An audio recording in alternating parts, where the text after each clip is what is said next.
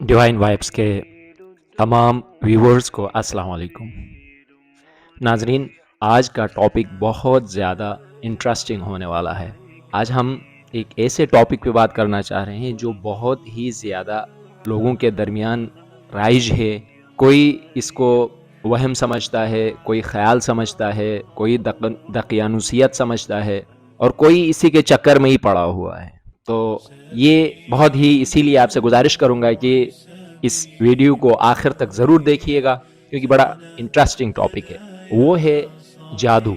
जादू क्या है? क्या वाकईन आज के इस दौर में भी सेहर व जादू एग्जिस्ट करता है, या ये कि जादू के नाम पर खामखा ही लोग परेशान होते हैं, वहम में मुब्तला होते हैं? दरहकीकत ऐसी कोई चीज़ एग्जिस्ट नहीं करती। अगर इस सवाल को लेके आप अपने एरिए में, अपने मोहल्ले में, अपने दोस्तों में अगर इसका पूछताछ करेंगे तो आपको जितने लोग हैं उतने नज़रियात मिलेंगे। कोई कहेगा कि इसका कोई वजूद ही नहीं है, ऐसे ही फजूल में प्रोपेगेंडा है, बनाई बातें हैं। कोई कहेगा नहीं भाई, हमारे फलां घर वाले जादू से मुतासिर हुए थे, मेरा ये जानने वाला मुतासिर हुआ था, उसके ऊपर काला जादू हुआ था। ये यानी हर बंदा अपनी कोई ना कोई कहानी लेके बैठ जाएगा।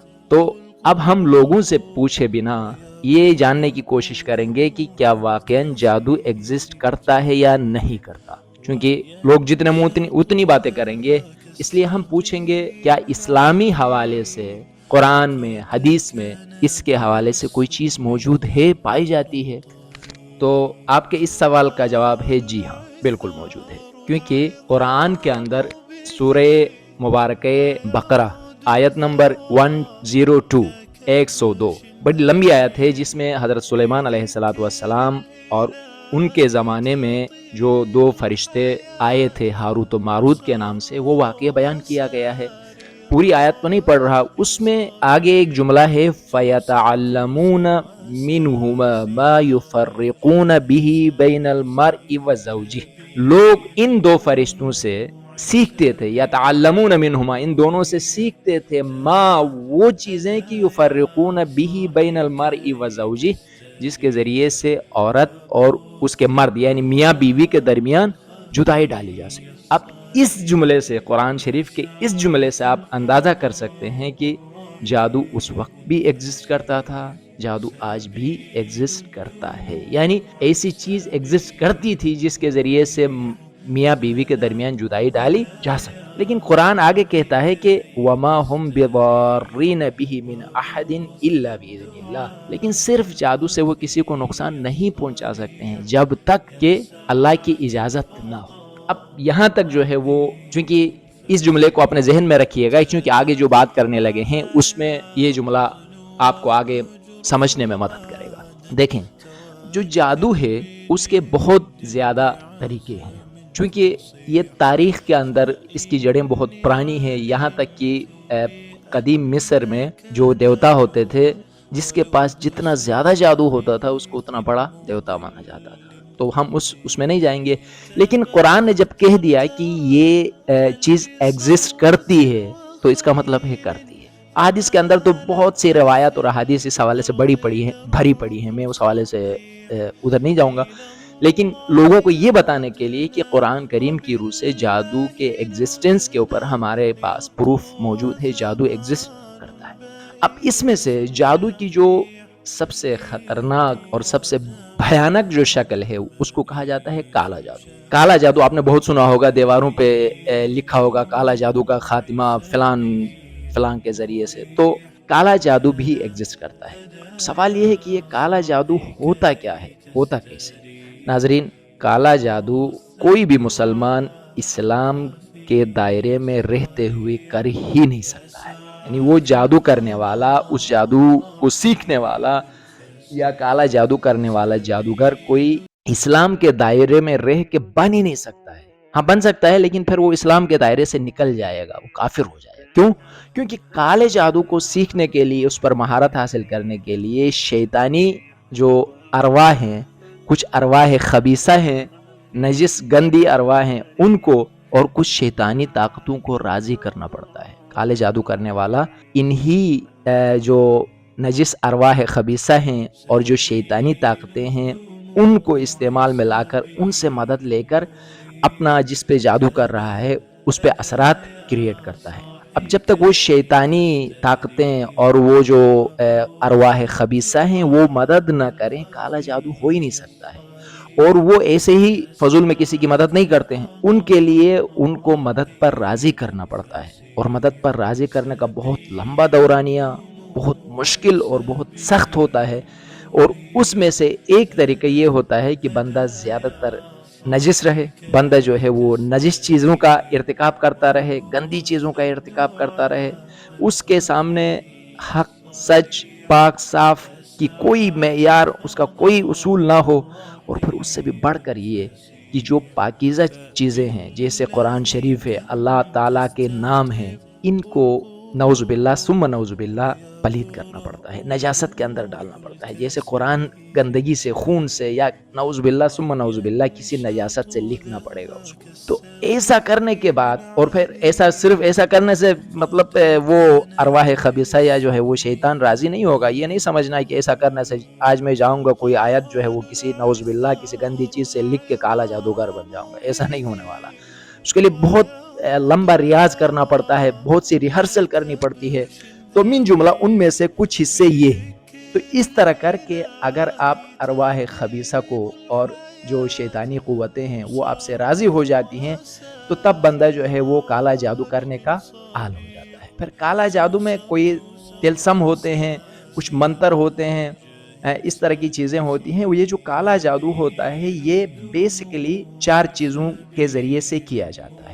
جب بندہ کالا جادوگر بن گیا تو پھر وہ جس پر جادو کر رہا ہے اس جادو کو، اس منتر کو، یا جو وہ پتلا بنائے گا اس کو، یا جو تعویذ گنڈا کرے گا اس کو جوڑ دیتا ہے ہوا کے ساتھ۔ یہ طریقے ہیں کالے جادو کے، ہوا کے ساتھ جوڑ دے گا۔ ہوا کے ساتھ جوڑنے کا طریقہ کیا ہوگا کہ جب وہ کوئی تعویذ یا جو بھی بنایا اس نے منتر وغیرہ یا کوئی پتلا وغیرہ، اس کو کسی ایسی جگہ پہ لٹکا دیا جائے گا کہ جیسے ہی ہوا چلے وہ ہلے، ہوا کے چلنے کی وجہ سے، تو جس پر جادو کیا گیا ہے اس پر اثرات ہونا شروع ہو جائیں گے۔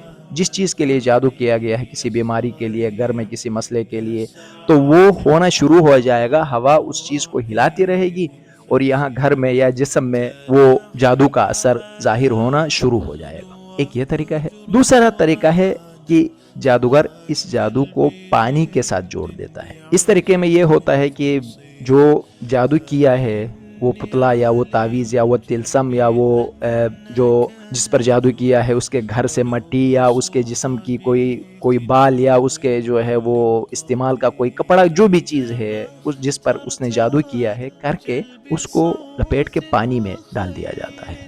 سمندر میں، چلتے پانی میں، دریا میں، تالاب میں، پانی کے گھڑے میں، کنویں میں۔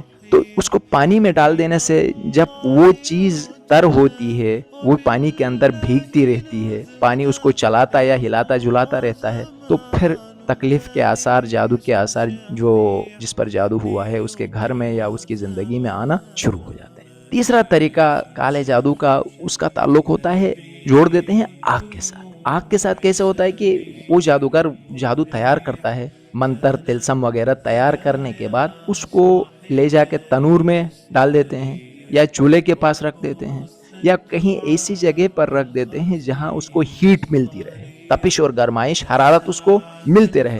جیسے ہی یہ تلسم یا وہ تعویذ گنڈا، وہ پتلا جو ہے وہ اس کو ہیٹ ملتی ہے، یہاں جس پر جادو کیا گیا ہے اس کے گھر کے اندر، اس کی زندگی میں اس جادو کے اثرات ظاہر ہونا شروع ہو جاتے ہیں۔ اچھا، چوتھا طریقہ یہ ہے کہ جسے مٹی والا جادو کہا جاتا ہے۔ جادوگر اس جادو کو مٹی کے ساتھ ارینج کرتا ہے۔ اس کا طریقہ یہ ہوتا ہے کہ وہ جو تیار کیا ہے تعویذ گنڈا، تلسم، پتلا، اس کو جو جس پر جادو کیا گیا ہے اس کے گھر میں یا اس کی زمین کے اندر یا اس سے متعلقہ کسی چیز کے اندر یا ایسے راستے میں جہاں سے وہ گزرتا ہے یا ایسے راستے میں ایون جہاں سے وہ نہ بھی گزرتا ہو، لوگ گزرتے ہوں، ان کے پیروں کے نیچے اس کو دفن کر دیا۔ تو جیسے ہی لوگ اس سے گزرتے ہیں، جیسے ہی اس پر پریشر پڑتا ہے، تو جادو کا اثر جس پر جادو ہوا ہے اس کے گھر میں، اس کی زندگی میں ہونا شروع ہو جاتا ہے۔ تو ناظرین، یہ طریقہ ہوتا ہے کالے جادو کا۔ اگرچہ آج تھوڑی یہ ویڈیو لمبی ہو رہی ہے، لیکن ٹاپک ایسا ہے کہ میں اس کو بیچ میں چھوڑوں گا تو پھر کچھ سمجھ میں نہیں آئے گا۔